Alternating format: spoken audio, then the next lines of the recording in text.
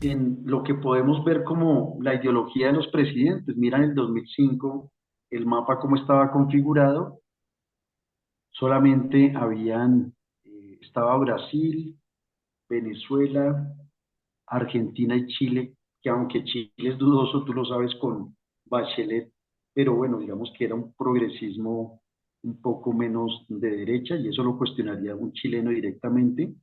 En 2017 retoma las tendencias neoliberales de derecha, el mapa cambia y en el segundo ciclo progresista, 2023 estamos así, está Milei en, en Argentina, pero entonces el mapa ha ido y venido. Y esto pues tiene que ver también con los impactos de la guerra en Ucrania en Ucrania entre el occidente colectivo y Rusia.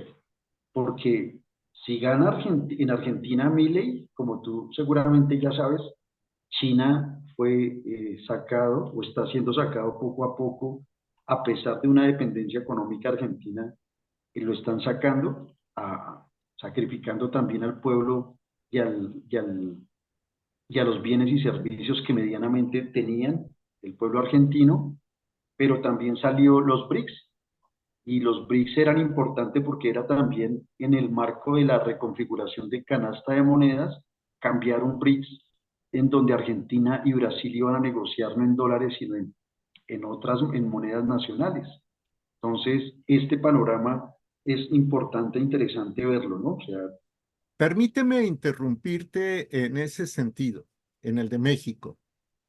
Y yo tengo mis dudas, perdón por hablar en primera persona, estimado Josman, gentiles amigos que nos ven, porque el presidente de México, que entregará el 30 de septiembre, el presidente Andrés Manuel López Obrador, ha propuesto, número uno, esto en cumbres de líderes de América del Norte. En la novena cumbre, propuso el presidente López Obrador la integración de América del Norte en un solo bloque comercial para hacer frente a China.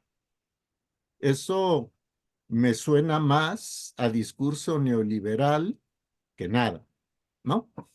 Y número dos, en la más reciente cumbre de líderes de América del Norte que se llevó a cabo el 10 de enero de este año 2024, el presidente López Obrador propuso la integración de toda América como un bloque comercial para hacer frente a China. Entonces, ese color que identifica a los gobiernos de izquierda, en el caso de México, me parecería cuestionable, estimado Josman, por lo que acabo de decir. sí, sí, Jorge, de acuerdo. De hecho, creo que te voy a compartir, si no te he compartido un artículo en el que cuestiono precisamente esto de la izquierda, ¿no? Este concepto de izquierda, eh, si bien no es estático, está condicionado por otro tipo de principios que evidentemente el presidente López Obrador no representa, ¿no? Y para mi gusto tampoco el presidente Petro de Colombia. Petro, para mí, y para muchos, es un liberal progresista, es un liberal que tiene una tendencia desarrollista. Eh, Pudo haber nacido en un grupo armado que tenía unos ideales y características, pero Petro no expresa, digamos, las realidades y necesidades que implicaba la izquierda. Andrés Manuel López Obrador me parece que es un presidente progresista que seguramente ha tenido unos logros importantes en varios campos, pero en algo que Colombia y México difícilmente van a poder tener una voz de autonomía, es en política exterior, ¿no? De hecho, cuando Andrés Manuel López Obrador lo invitan a BRICS, lo dice francamente, dice, el grupo funciona bien, me parece una buena iniciativa, pero por razones obvias yo no puedo entrar a formar BRICS, ¿no? O sea, él de tajo lo quitó como una opción, ¿no? Entonces, pues esta franqueza creo que es bien recibida, pero estoy de acuerdo contigo cuando cuando señala esta necesidad de que el TEMEC y otros países hagan una alianza común contra China, pues no entiende entonces bien. Podría uno pensar bien y decir que es solamente un amague del discurso, pero como dicen bíblicamente, luego por los hechos los conoceréis. Acá entonces ya finalizando, coloco algo llamado posibilidades, riesgos y triunfalismos. Mejor una mala hipótesis que ninguna. La primera, el éxito de Rusia puede generar como riesgo un cambio de prioridades, de una guerra existencial que va ganando a un confort y avidez por las ganancias de su complejo militar industrial, lo que implicaría otra perspectiva respecto a las necesidades de la prolongación del conflicto. Es decir, mira que no toqué el tema de guerra puntualmente, di todo lo que es un panorama completo de otras relaciones que ojalá ahí aporten a los que te escuchen en términos que no son espectaculares, tienen este acento de lo que es la información real y puntual, pero si vemos la guerra en términos de lo que es el complejo militar industrial, a mí me preocupa no solamente que haya puesto un economista como ministro de Defensa, entiendo todas las calidades y posibilidades que eso le da frente al realismo del PIB, como lo nombré en su momento, pero lo que veo como una alerta de riesgo es que también comience Rusia a entender que su economía se dinamiza a partir de la dependencia del complejo militar industrial. O sea, la guerra produjo más de 900.000 puestos de trabajo, si no estoy mal, en Rusia. ¿Será que cuando se vuelva a restaurar una paz sin guerra activa, se puede mantener este tipo de plazas de trabajo? ¿Cómo se hace esa recomposición en tiempos de paz, no? Entonces, no estoy diciendo que va hacia allá, estoy diciendo que son alertas porque la mayoría de investigadores que yo oigo mantienen como un triunfalismo ya sesgado, argumentado, pero diciendo que Rusia gana y ya, y si se prolonga es legítimo, y Rusia tiene una estrategia de guerra prolongada para desgaste. Todo eso en términos militares seguramente está bien, pero estas guerras prolongadas tienen la dificultad de que genera dependencias y puede también generar cansancios y genera descomposición también en términos de las fuerzas militares y los grupos militares que actúan en la guerra, ¿no? Entonces, creo que las guerras prolongadas son un cambio en la recomposición. Y te pongo un ejemplo, las guerrillas en Colombia comenzaron en los años 50, 60, y cuando se metieron con el negocio del narcotráfico en los 70 y 80, el ideal de cambio y transformación social fue otra cosa, ¿sí? Es decir, las guerras prolongadas tienen ese problema. Fidel Castro sacó un libro llamado Colombia en Paz como en el año 2005, 2006, y él le hacía una crítica a la guerrilla en eso, decía, bueno, es que ya ustedes ya llevan 40 años, o sea, ¿cómo van a hacer eso? ¿Cómo es la toma del poder o un poder regional estratégico en regiones? ¿No? Las guerras prolongadas pueden tener estos desgastes y por eso hago esta alerta.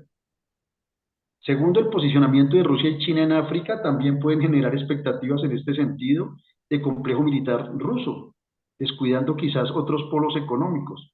Claro, o sea, Rusia, ¿quién no quiere comprar ahora un dron ruso? ¿Sí? O sea, las guerras son vitrinas de los componentes militares tecnológicos más eficientes. Lo que denomino plusvalía extraordinaria de guerra juega ahora en favor de Rusia, pero la misma es de carácter fortuito, determinada por el éxito de ensayos y el nivel de secretismo que puedan tener otros países respecto a los logros significativos en ámbito militar. ¿Qué se calcula entonces de prolongar o ganar ahora? De ganar o ganar ahora. La plusvalía extraordinaria es un concepto que desarrolla Marx, en el que dice, si bien hay una plusvalía, eh, hay otros dos tipos de plusvalía, la plusvalía extraordinaria, perdón, la plusvalía relativa, y en la plusvalía extraordinaria lo que él dice es, así como el empleador tiene una ganancia por aumento de la jornada laboral sin salarios, también puede tener una ganancia reduciendo la jornada laboral y reduciendo obviamente los salarios. Pero cuando hay una innovación tecnológica, hay una plusvalía extraordinaria. Esta plusvalía extraordinaria es que si tú construyes una máquina que hace el trabajo de 8 obreros, ya estás rompiendo la competencia, ¿sí? Todas las fábricas funcionaban con dos tipos básicos de plusvalía. Y cuando una de esas fábricas logra un invento, rompe el esquema y comienza a ganar más en el mercado. Lo que está haciendo, digamos, en términos de innovación técnica y militar Rusia, es una plusvalía extraordinaria de orden militar. Tiene componentes que le hace eficiente el desarrollo en el campo, tiene un nivel de desarrollo tecnológico que tienen rezago a los Estados Unidos ya Occidente, de 15 a 20 años en misiles hipersónicos, tiene rezagos en tecnología china respecto a Rusia, además de toda la experiencia de los componentes prácticos de la guerra en el terreno. Entonces, ahí la alerta es, ¿y usted hasta cuándo cree que va a tener esta plusvalía relativa? Y si mañana hay un nuevo invento en Occidente que reconfigure las condiciones del campo, ¿qué va a pasar, no? En términos de armas convencionales. Acordémonos que Valery Zaluzhny, cuando reconoció en octubre que la contraofensiva ucraniana había sido un fracaso, dijo, no hay ninguna herramienta tecnológica que cualitativamente y cuantitativamente nos permita hacer nada con Rusia. Es decir, él reconocía que solamente un invento maravilloso podría lograr una recomposición de la simetría de la guerra, ¿no? Esta no la tiene Occidente y pues entonces lo que yo alerto es, bueno, ¿y hasta cuándo creen ustedes que la van a tener amigos de Rusia y de China también? Cuarto, el presidente Putin señaló que le es más favorable Biden que Trump en una continuidad de las relaciones casi rotas. Trump plantea precisamente la imprevisibilidad de la plusvalía extraordinaria. Es decir, la plusvalía extraordinaria es algo impredecible en términos de cómo se está manejando un sector del mercado, por ejemplo, el automotriz. En términos, es un ejemplo, una analogía que hago ahí un poco, espero no tan forzada. Trump plantea la imprevisibilidad y esta imprevisibilidad no le gusta tampoco a Rusia porque es alguien que puede salir de un libreto que ellos ya conocen con Biden. Es lo mismo que con un invento militar. Si llegan a tener algún tipo de innovación tecnológica, esto podría cambiar la composición de la guerra. Claro, en términos estructurales y objetivos, esto tiende a una ganancia del conflicto de Rusia en términos de guerra convencional. Pero pues creo un poco la expectativa al respecto porque se dice mucho también de lo mismo, ¿no? Y cuando se dice mucho de lo mismo, yo sospecho, apreciado Jorge, y también eso me invita a ver otras aristas. Ya finalmente, quedan 2 puntos. Europa es la única desde febrero del 2022 y sus ya 14 paquetes de sanciones a Rusia, confinada al fracaso en términos de relevancia geopolítica. ¿Por qué insisten en llevar una ruta de la seda hasta Europa? Esto sí yo no lo sé, estimado Jorge, y si puedes aportarme algo, te agradezco porque uno mira y las rutas de la seda antiguas era la conexión de Asia con Europa. Y entiendo la necesidad y la corresponsabilidad comercial entre Asia y Europa, pero cuando Europa también tiene la capacidad de comprar. En verdad, en una Europa que se está debilitando, vamos a tener ciudadanos con capacidad y poder adquisitivo para que compren productos asiáticos. A mí me llama la atención esto porque yo lo que veo en Europa es una pauperización y una desconexión a partir de la capacidad de compra. También es un triunfalismo considerar a Latinoamérica como un territorio eterno de paz. La noción del economista David Harvey sobre espacios de producción y producción de espacios aplica a las ganancias bélicas. Esta es una noción también desde el marxismo, seguramente es más antigua que la de David Harvey, pero lo que nos dice es precisamente eso, ¿no? No solamente hay espacios de producción, por ejemplo, eh, las tierras fértiles ucranianas, sino que hay producción de espacios. Y las guerras son producciones de espacios. Si el espacio no está como yo lo necesito, lo transformo.